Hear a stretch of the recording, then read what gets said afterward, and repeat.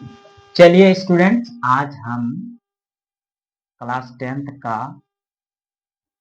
Biology में chapter छठा यानी कि 6 चैप्टर पढ़ेंगे। चैप्टर का नाम है नियंत्रण एवं समन्वय, कंट्रोल एवं कोऑर्डिनेशन। नियंत्रण एवं समन्वय नाम है। नियंत्रण क्या है, समन्वय क्या है?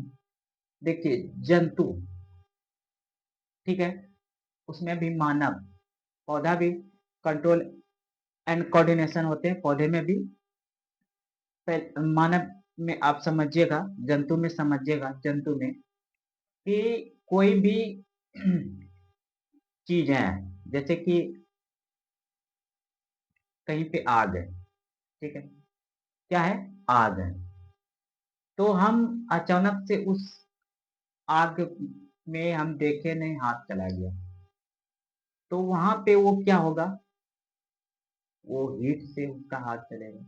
बस जैसे हीट से उसका हाथ आग स्पर्श करेगा तो उसको क्या होगा, एक प्रकार का शरीर में उद्दीपन पैदा होगा, और उद्दीपन से उस शरीर को सूचना देगा मेरुरज्जु में, मेरुरज्जु में फिर तंत्रिका में, तंत्रिका से फिर हमारे अंग तंत्र को, मतलब कार्य तंत्र को, कार्य अंग तंत्र जो है उसको देगा, पर फटाक से हम वहां से हटा लेते हैं। इसी को नियंत्रण बोलते हैं।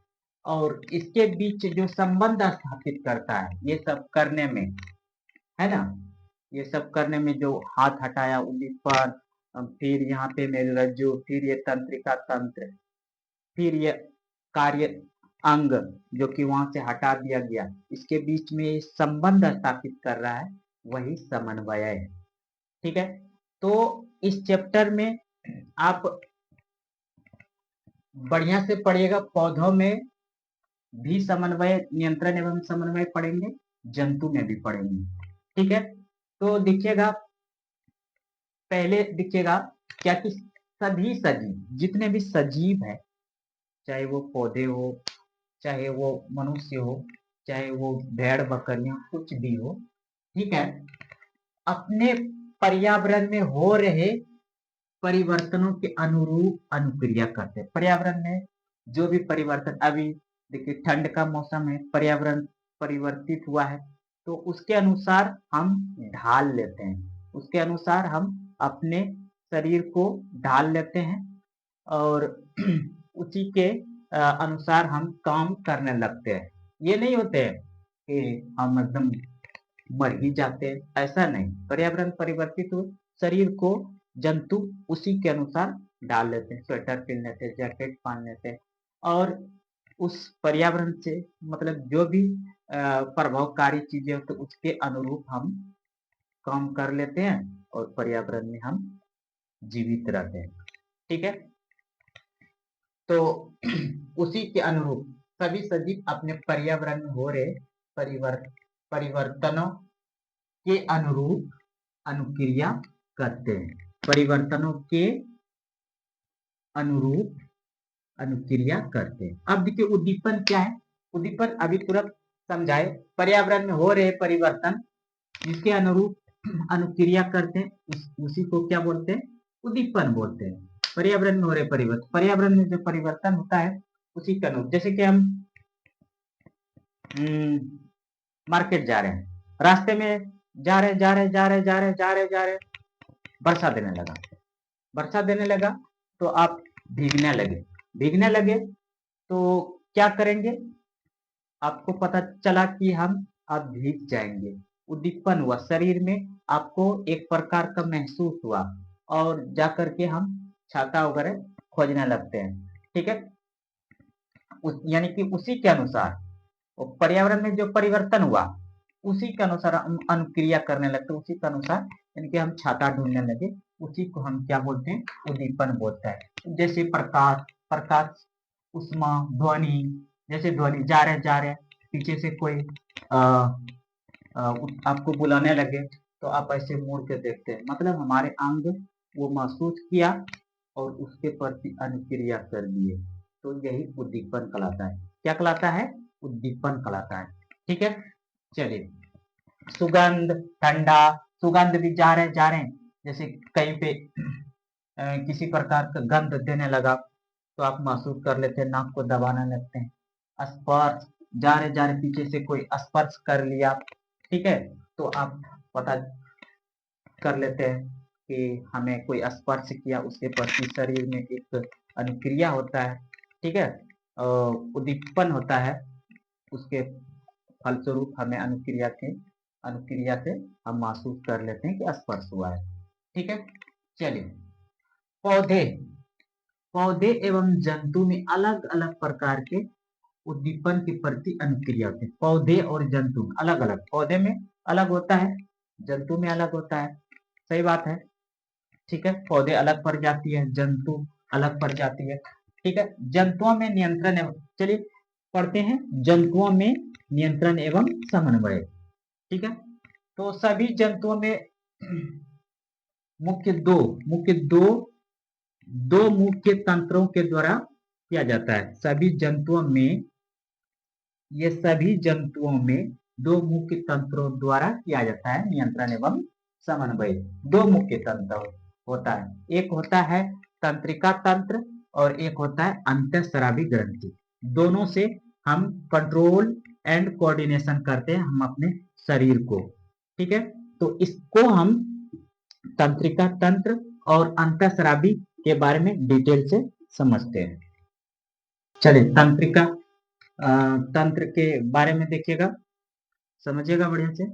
तंत्रिका तंत्र है ना, नर्वस सिस्टम, ठीक है, नियंत्रण एवं समन्वय तंत्रिका तंत्र और पेशी ऊतक द्वारा प्रदान किया जाता है। किसके द्वारा? हमारे शरीर में नियंत्रण जो होता है, समन्वय जिसके अनुसार होता है ना, कंट्रोल जो होता है हमारे शरीर में, किसके द्वारा? तंत्रिका तंत्र द्वारा और पेशी ऊतक द्वारा। ठीक है, तंत्रिका तंत्र कोशिकाओं या न्यूरॉन के एक संगठित जाल है। तंत्रिका तंत्र जो है ना, एकदम कोशिकाओं के एक संगठित जाल है। जैसे कि हम लोग घर बनाते हैं ना, ईट ईट डाल ईट डालते हैं, फिर डालते हैं, फिर डालते हैं, फिर डालते हैं, छोटे छोटे ईट डाल डाल कर एक विशाल भवन बनाते हैं। उसी तरह से तंत्रिका तंत्र जो होता है ना, एक जाल, कोशिकाओं का एक जाल है, या कोशिका या न्यूरॉन्स का एक जाल है, संगठित जाल है। ठीक है, और ये सूचनाओं को विद्युत आवेग के द्वारा शरीर में एक भाग से दूसरे भाग में ले जाता है। विद्युत आवेग एकदम बिजली के करंट के तरह फटाक से, जैसे जा रहे है ना, ऐसे हाथ के पीछे से कुत्ता आपके उंगली में काट लिया, तो तो झट से आप ऐसे करते हैं, हाथ ऐसे पीछे देते, बाप रे। तो ये कैसे संभव हुआ? तो तंत्रिका तंत्र के द्वारा। वो क्या करा, वहां पे स्पर्श किया, काटा, ठीक है, पीछे में, अब देखे तूने, ठीक है, तो जैसे काटा वो फटाक से वो सूचना मेरुरज्जु में आ गई। कहाँ गए? मेरुरज्जु में। फिर मेरुरज्जु सूचना तंत्रिका तंत्र को दिया। अब बोला कि आपके शरीर को कोई चोट पहुंचा रहा है, काट रहा है, तो तुरंत वो जो कार्य करने वाला अंग होता है उसको वहां से हटा लेता है। ठीक है, तो बिजली के करंट तुरंत एकदम, बिजली के करंट को जितना एक जगह से दूसरे जगह जाने में समय लगता है, उतने ही समय में से हमारा तंत्रिका तंत्र कार्य कर देता है। ठीक है, चलिए तंत्रिका तंत्र। अब देखिए एक होता है रिसेप्टर, ग्राही। ग्राही जो कि सूचनाओं को ग्रहण करता है, उसको ग्राही बोलते हैं। ग्राही, रिसेप्टर रिसीव करने वाला, ठीक है, उसी को रिसेप्टर को बोलते हैं, ग्राही बोलते हैं। तो देखिएगा कि जैसे कि ग्राही, हम जैसे कोई हमको इनवाइट देने के लिए आया कार्ड लेके, ठीक है, इनविटेशन कार्ड, तो वो आए, है ना, और हमको दिए, वो जो हमको दिए वो हम रिसीव किए, मतलब रिसेप्टर हुए, ग्राही हुए। ठीक है, इसी को बोलते हैं ग्राही। ठीक है, तो देखिएगा हमारे शरीर में 5 ठो ग्राही है। ठीक है, 5 ग्राही जिसको हम ज्ञान इंद्रिय बोलते हैं। ठीक है, जो है ग्राही तंत्रिका कोशिका के सिरे पर, तंत्रिका के सिरे पर ही ये रहता है। ठीक है, उसी से जुड़े विशेषीकृत कोशिका है। ठीक है, जो वातावरण से सूचना का पता लगाते हैं यह ग्राही हमारे ज्ञान इंद्रियों में स्थित होता है। यह ग्राही कहाँ स्थित होता है? हमारे ज्ञान इंद्रिय। हमारे ज्ञान इंद्रिय क्या होता है? 5 ठो। कौन कौन होता है? एक आंख होता है, ठीक है। चलिए कान से शुरू करते। कान होता है, एक आंख होता है, एक त्वचा होता है, ये जो त्वचा हमारा बाहरी आवरण है, एक नाक होता है, एक जीभ होता है। जीभ, जीभ भी ज्ञान इंद्रिय। हम इससे किसी भी प्रकार की सूचनाओं को एक्सेप्ट रिसीव करते हैं। क्या करते हैं? रिसीव करते हैं। जैसे कि कान, कान, कान से सूचना हम क्या रिसीव करेंगे? जैसे सुनने वाले चीज, कोई भी चीज, इससे सुन करके हम शरीर को संतुलित करते हैं, उसके अनुसार संतुलन करते हैं। जैसे कि घर में आग लग गया है ना, आपको पते नहीं, हल्ला हुआ, भागो भागो भागो, आप सुने, बस फटाक से हम अपने शरीर को संतुलित किए और दे उड़ान मार दी। ठीक है। आंख है ना, आंख, खड़े हैं, अचानक से मेरे सामने कोई सांप आ गया, अचानक से देखे और हम झटके से क्या हो गए?